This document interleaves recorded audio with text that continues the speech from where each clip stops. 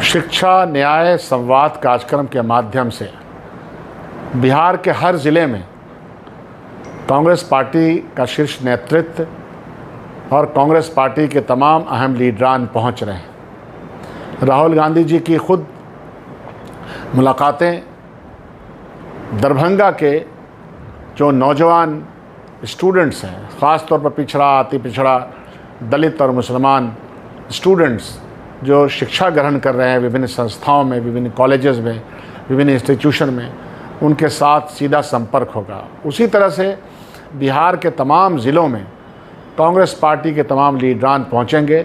सवाल एक ही है कि क्या शिक्षा का जो निजीकरण हो रहा है और शिक्षा के निजीकरण के माध्यम से गरीब तरीन बच्चे इल्म हासिल नहीं कर पा रहे हैं, पढ़ाई नहीं कर पा रहे हैं। बिहार से जिन वर्गों का सबसे बड़ा पलायन है नौजवानों का, उसमें ये दलित, पिछड़ा, अति पिछड़ा वर्ग, मुसलमान वर्ग सबसे ज़्यादा है। बिहार में SC ST के लिए जो हॉस्टल का प्रावधान किया गया, जो प्रावधान अति पिछड़ा वर्गों के लिए किया गया, या मुस्लिम छात्रावास का जो निर्माण हुआ, आप जाकर के देख लिए क्या हालत है। अब से बदतर हालात में ज़िंदगी गुजार रहे हैं।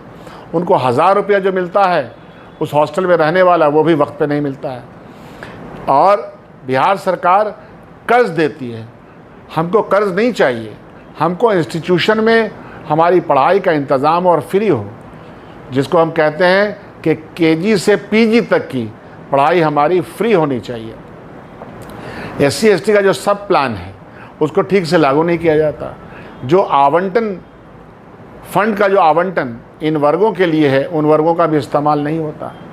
आरक्षण जो हमारा एक आईनी हक है, और उस हक के तहत ख़ास तौर पे दलित समाज जो थोड़ा बहुत पढ़ रहा था, थोड़ी बहुत नौकरी मिल रही थी, तो हमने सरकारी संस्थाओं को कमज़ोर किया, सरकारी शिक्षण संस्थाओं को कमज़ोर किया और प्राइवेट शिक्षक संस्थानों में बदल दिया गया शिक्षा को, रोज़गार को, स्वास्थ्य सेवा को।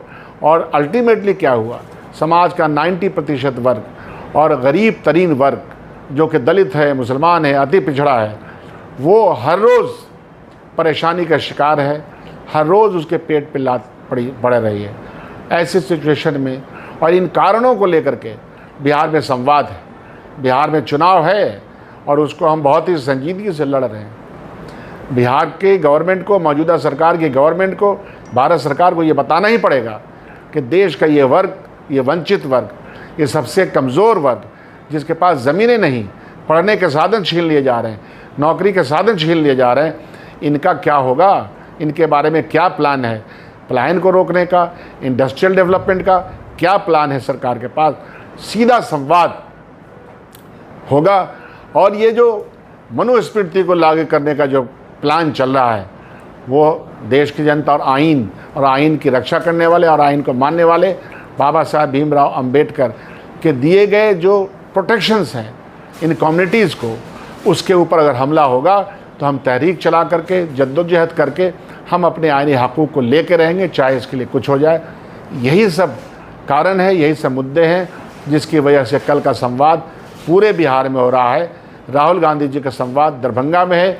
फिर फूले फिल्म, जो कि एक तरह का प्रोटेस्ट है कि किस व्यवस्था में हिंदुस्तान में ये वंचित समाज, दलित समाज रहा है, किस तरह से उसको पढ़ने से रोका गया, किस तरह से उनके पास भूमि नहीं है, किस तरह से उनको भूमिहीन बनाया गया।